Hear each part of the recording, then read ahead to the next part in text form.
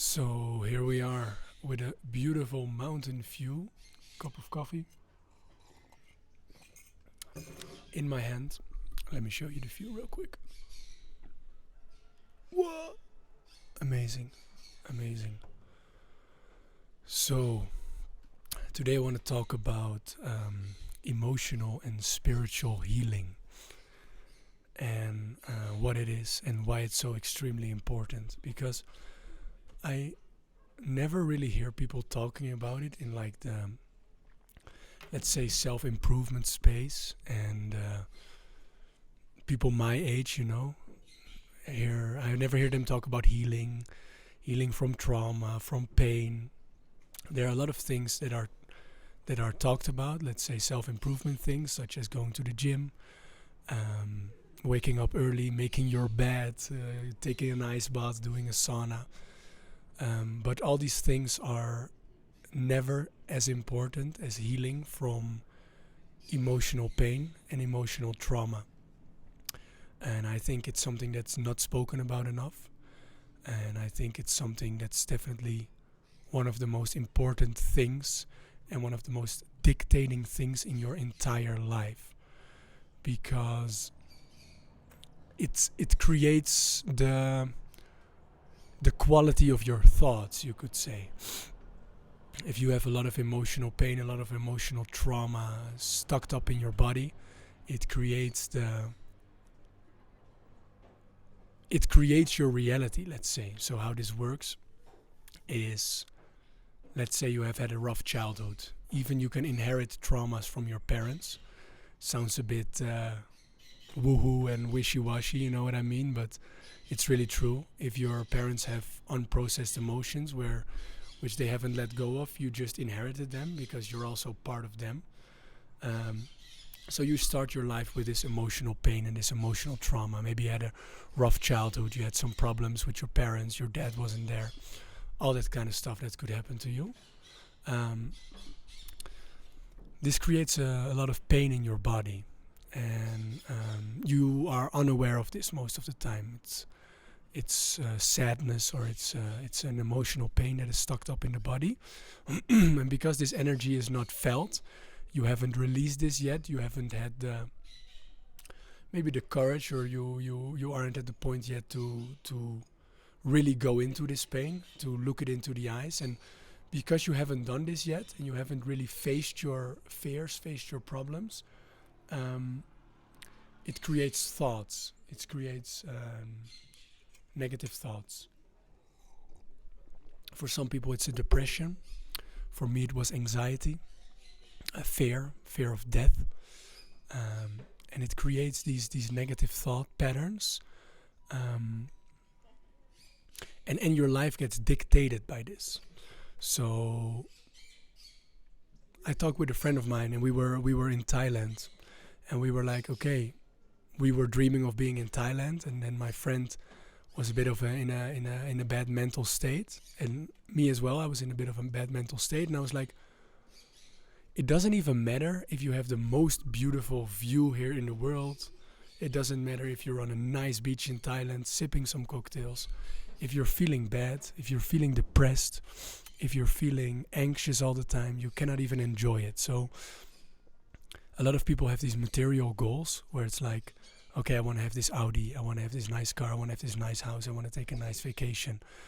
But if the quality of your thoughts and your life is bad, and your life is still dominated by negative thoughts, negative feelings, and you cannot even relax properly, let go properly, and enjoy life because you're so in your head, then it doesn't matter where you are or what you have. So if we really see this, and we really see like, okay, all these material possessions, all these things in life where we can be, maybe we want a girlfriend, maybe we want nice clothes, maybe we want a nice car. You can want all these things, it's not bad. But if the quality of your thoughts and the way your life is influenced by your thoughts, by your ego,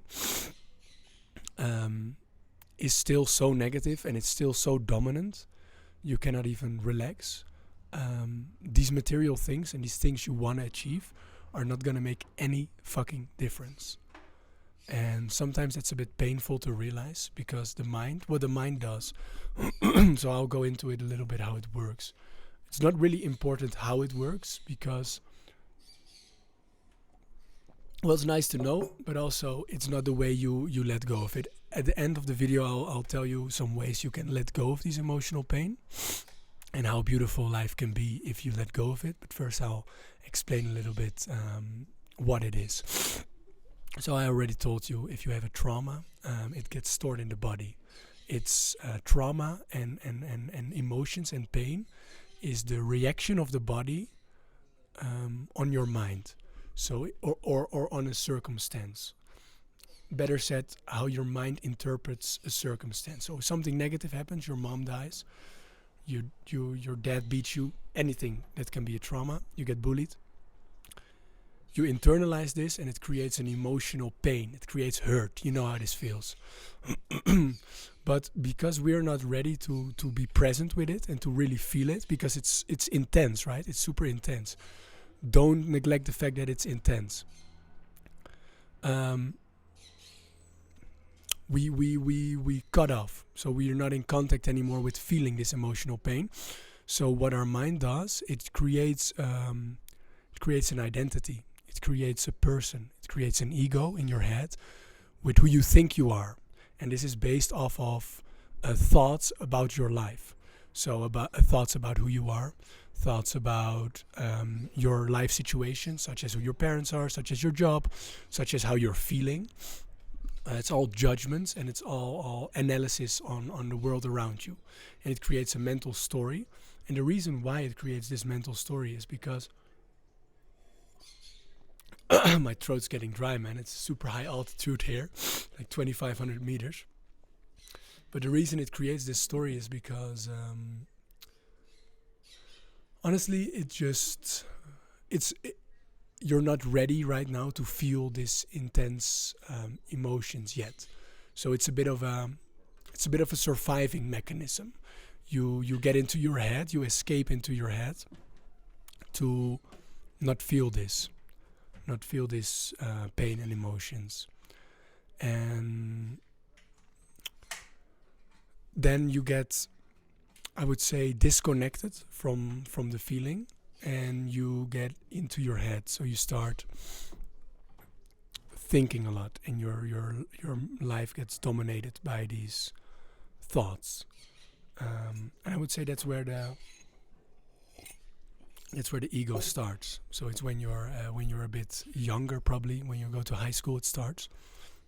And eventually, if you get so disconnected from the feeling and from the feeling of these emotions and negative emotions, you can only be in your head all the time, and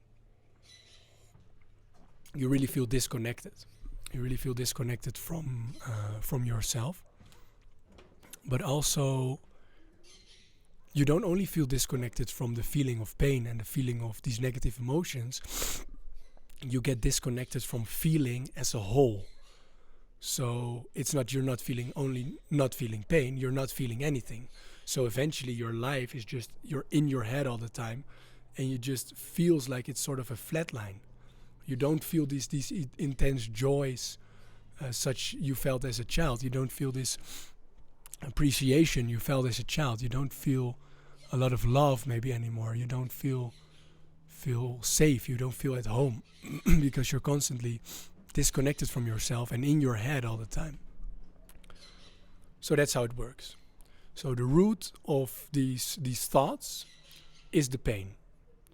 This pain cannot be felt, so it creates an energy, and this energy is transferred to your head, and that's where the thoughts take place. So how do we heal from this pain? And what does it feel like to heal from this pain? Well, I can tell you about this from personal experience. I've been through a healing process and still also in it a little bit, Still have my things. I won't say I'm enlightened or perfect yet. I don't even know if it's possible. I don't even know if it's the goal, though. I can get caught up into that. But How does it feel like to heal from this? So that's a good question. It's physical. It's very physical.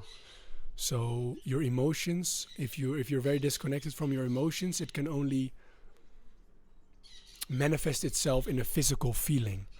So maybe you get angry all the time. Maybe you're very anxious. Maybe you feel very depressed, and you have all these judgments, and you don't want to be here right now. That's the main thing. So, or you're very scared of the future, or you are judging, like, why am I feeling like this? Why am I feeling like this? Blah blah blah. And you have these thought patterns. For everyone is different, so I don't know how to relate with your thought patterns, but I would say the main structure of the mind is it's judging the present moment, and it doesn't accept it as it is right now. It's that simple. You don't accept it what it is right now. So you don't accept how you're feeling, you don't accept your thoughts, maybe you don't accept your life situation. Maybe even your life situation is a bit shitty, right? Maybe you got fired from your job. But then you don't accept the fact that you got fired from your job. So you're fighting it. You're in a constant state of resistance towards life. And you think when you're resisting enough and you can have this ideal version of the future when everything is perfect, if you reach this future point and you keep resisting this present moment until you reach this future point, then you will finally be good enough. But the future point is another trick of the mind. So it's the resistance against the present moment, and it's the future point that are both tricks. Because the future will never arise. Chris Williamson once said, in the past you had goals, and you thought that would make you happy if you would achieve them. And if you realize you already achieved some of those goals, and it didn't make you happy, then you can really realize it was all a trick. Well, this is my interpretation of the quote. I don't know if he really said this, but he said something like this. So it means, okay, I'm gonna be so happy if I have a girlfriend. I have a girlfriend now. Did it give me the full fulfillment I thought it was gonna give me? No, but it's still amazing, you know. But it looks at these things it wants to achieve and as an escape mechanism. Oh, if I have this car, if I have this girlfriend, if I have this amount of money, I'll be finally happy to live my life. And then when you achieve these things, you still feel the same. You know why you still feel the same? Because you as a person, you as your identity in your head, with all your thought patterns and all your judgment about life, hasn't changed. So the only way you can really change is if you change who you are internally. If you change your thought patterns about who you are, about life, not even change them in a way of, okay, I want to think positive thoughts, more like you can let go of them. You don't need these judgments about life. It makes it heavy. It creates a story. You don't need this story to live life. A baby doesn't understand anything, and still it's happy. You know, it's more happy than most of us. So that's the thing. You don't need these thought patterns. You don't need these stories. You don't need the future. You don't need thinking. You don't need achieving. You don't need becoming to be yourself. And we've experienced that as children, so you can relate to this. So let me come to the fact. How does it feel to let go of these emotions? It's amazing. When you release it, it feels so much lighter. You come closer to yourself. You can finally feel free again of these dominating things. Because ultimately, when you realize what these thoughts and what these emotions are, it is not based on reality. It is an illusion. You get caught up in it. You get caught up in an illusion, and then you believe it's true because you believe you are these thoughts. But when you can let go of it, you can disidentify from it, and you can finally come back to yourself again.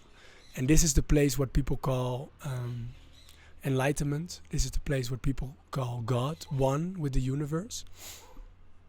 You can put all these labels on it, but like ultimately you cannot explain it by the mind. The mind really wants to grasp on it as a thing. The mind wants to grasp on things, on thoughts. The mind can only understand things. But this is not a thing. How can it ever be a thing? It's beyond things. This state of being, this state of who you are ultimately. I don't want to get too much into the spiritual woo-woo type of stuff, because I feel like it will. A lot of people have negative connotations or negative thoughts about spiritual people, and I can really relate to that one as well. So I want to keep it a bit sober. So how do you effectively release these emotions? I could give you all kinds of techniques, but ultimately it's all not really what it is. Because how can you ever use a technique to become yourself if you are already yourself? The thing what we're trying to do here is make you remember and make you realize who you already are. So all techniques that are used, such as meditation, such as even breathwork, such as yoga, it's amazing. And it can really help you as stepping stones to come closer to yourself. So I would recommend you also to try breathwork, to try meditation, to try yoga, to do a hike, maybe to use psychedelics. I'm not promoting the use of drugs, YouTube, but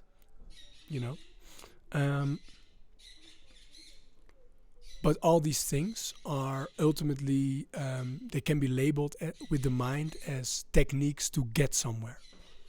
And that pattern in itself, you trying to get somewhere, is the ultimate thing we are trying to let go of. We are, that's just also a thought pattern again. So how do we rid ourselves of emotional pain? For me, the realizations I had when I rid myself of emotional pain was, first of all, realize you are in pain. That's the big step. We have covered the pain so far up. Our whole personality is built on this pain, if you realize it or not. And to really go in yourself and realize, okay, I am hurt. I am in pain right now. That's a big step.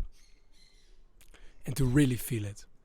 Not like, okay, I realize I'm in pain, how can I get rid of this? So you stop trying to get away from it. You stop trying to get away from your pain, from your suffering. You realize that you trying to get away from this pain is the only thing that creates the suffering and that keeps it alive. So you start to breathe with it. You don't need techniques to get away from it. It's time to fully embrace life and breathe into life with everything you feel, with everything you think, and to see if you can give love to it. Sounds so I feel like it's such a spiritual spiritual person who goes to Bali and does yoga every morning. Yeah, you just give it love, but ultimately there is truth in these things. So just be with it. Every thought that tries to change it, that tries to get away from it, that tries to become anything, that even expects something to happen, that even judge something how it's right now, that judges something how it's going, that projects itself into the future where it can be happy. All these things are thoughts you can let go of. But stop even trying to let go of these thoughts. And what I'm telling right now, I understand that you have a difficult time understanding it because you cannot understand what I'm saying. All these spiritual gurus, all these spiritual teachers, they are pointing towards a state of realization, a perspective shift. That's what we're talking about. You're in a perspective right now, the perspective of the ego, of the mind. If you let go of this, you become in a deeper state of being. And this state of being is unexplainable, and it's completely free from thoughts and from experience and from feelings, because it is not it. And when you realize you are not this feeling, you are not this judgment about this feeling you have, you are not the judgment about the life, you are not the person here in the life, you you become free from it. And this is the state